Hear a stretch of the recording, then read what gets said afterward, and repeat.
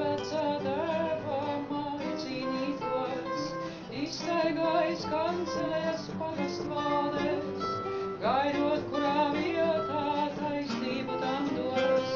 Tagad noguris viņš gaida autobusu, kādā putekļainā lauku piestātnē.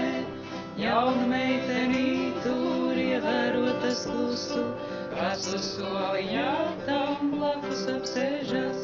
Viņam mazliet pāri 40, bet kaut kur sirdī grūz vēl nemiers klus.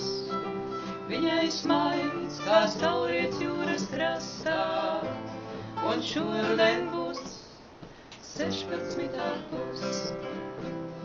Vārds pa vārdam raisās, saruna kā kamols, viņa standes māsā kaut kur Floridā.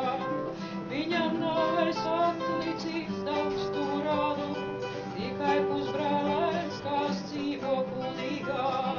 Rīgā norunātie tikties kādā barā, kur ir labi dzērieni un diskotēkās bīts, kā tie abi spaidīdami staigā ārā.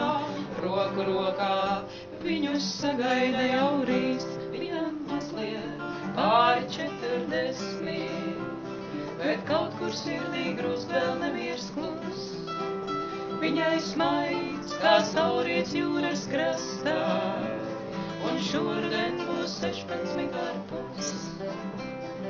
Kādā viesnīcas istabā ar jauku skatu, tur tos liktenis spēlēdamies kopā bija. Viegli nodrag viņas meitenīgie pleci, bet rokas grāsošās, kā sieviete jau bija. Viņam mazliet pāri 40, bet kaut kur sirdī grūst vēl nemiers klus. Viņai smaids, kā saulriets jūras krastā, un šodien būs 16,5. Viņai mazliet pāri 40, bet kaut kur sirdī grūst vēl nemiers klus. Viņai smaids, kā saulriets jūras krastā, bet šodien būs 16,5.